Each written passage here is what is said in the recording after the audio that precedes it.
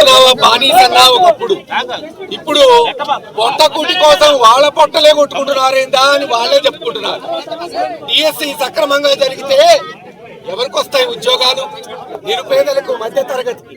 అంటే పోలీసుల్లో ఉన్న సిఐలు, ఎస్ఐలు, కానిస్టేబుల్ పిల్లలు టీచర్లు అవుతారు, రాబోయే తరాలకి చదువు చెప్తారు. కానీ ఏం చేశాడు ఈ రాష్ట్రంలో లోకేష్ బాబు గారు?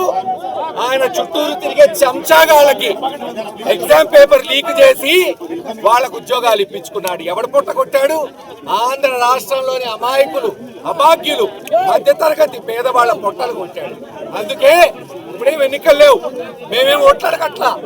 ఎందుకు పోరాటం చేస్తున్నాం 2 ఏళ్లలో అంటే ఈ దుర్మార్గ ప్రభుత్వం కళ్ళు తెరిపించాలి, ఈ నియంత ప్రభుత్వానికి కళ్ళు తెరిపించాలి, ప్రజా పాలన నడవాలి. ఏదైతే జగన్మోహన్ రెడ్డి గారు 1,36,000 ఉద్యోగాలు ఒక్క రూపాయి లంచం లేకుండా, ఒక సిఫార్సు లెటర్ లేకుండా అన్ని కులాలకి, మతాలకి, పార్టీలకి అతీతంగా ఇచ్చాడో అటువంటి సంస్థలు రావాలి, వ్యవస్థలు రావాలని పోరాటం చేస్తున్నాం.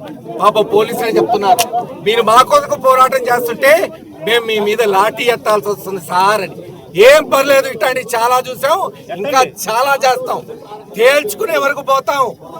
ఏ కార్యకర్తకైనా అన్యాయం జరిగితే ఊరుకునే ప్రశ్నే లేదు.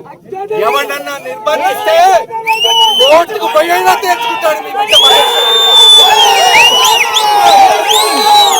మంచి రోజులు వస్తాయి, మళ్ళీ మంచి రోజులు వస్తాయి. ఈరోజు చూస్తున్నాం, పంజాబ్ లో నలుగురిని చంపితే 15 ఏళ్ల తర్వాత యావజ్జీవ కారాగార శిక్ష పడింది పోలీసులకి. ఈ రోజు ఒక సిఐ అన్యాయంగా పాపం విజయవాడలో జైలుకు పోయాడు. ఎందుకు? అతిగా చేస్తే. అందుకే చెప్తున్నాం అన్నదమ్ములు పోలీసులకి, సహకరించండి. మీ కొరకు మా పోరాటం మాకే ఉంది. నాకేం గవర్నమెంట్ ఉద్యోగం లేదు, నా పిల్లలేమి ఈ రాష్ట్రంలో చదవట్లేదు. మీ ఉద్యోగాలు, మీ పిల్లలు, మీ భవిష్యత్తు బాగుండాలనే మా పోరాటం. సోదరులారా, అర్థం చేసుకోండి అని తెలియజేసుకుంటూ దయచేసి పోలీస్ వారిని విజ్ఞప్తి చేస్తున్నాం, మమ్మల్ని ముందుకు పోనీయండి.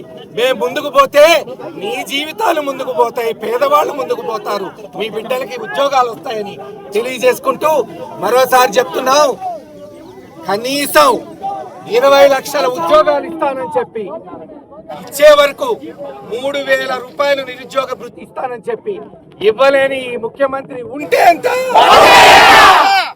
16,000 ఉద్యోగాలు ఇచ్చి దాంట్లో మళ్ళీ కాపీలు కొట్టించి కనీసం డిఎస్సి ఎగ్జామ్ కూడా నిర్వర్తించలేని విద్యాశాఖ మంత్రి ఉంటే ఎంత? 1,500 ఇస్తాను ఆడపడుచులకి, నెలకి 1,500, సంవత్సరానికి 18,000 అని చెప్పి 2 సంవత్సరాల్లో కనీసం ఒక్క మహిళకి కూడా 1,500 ఇవ్వలేని ఈ ప్రభుత్వం ఉంటే ఎంత? ఖచ్చితంగా జగన్మోహన్ రెడ్డి గారి నాయకత్వంలో 6 నెలలు పోరాడతాం. మరొక 3 సంవత్సరాల్లో జగన్మోహన్ రెడ్డి గారు ముఖ్యమంత్రి అవటం కరెక్ట్. ఖచ్చితంగా పేదవాడికి న్యాయం చేయడం జరుగుతుందని తెలియజేసుకుంటూ సెలవు తీసుకుంటాం.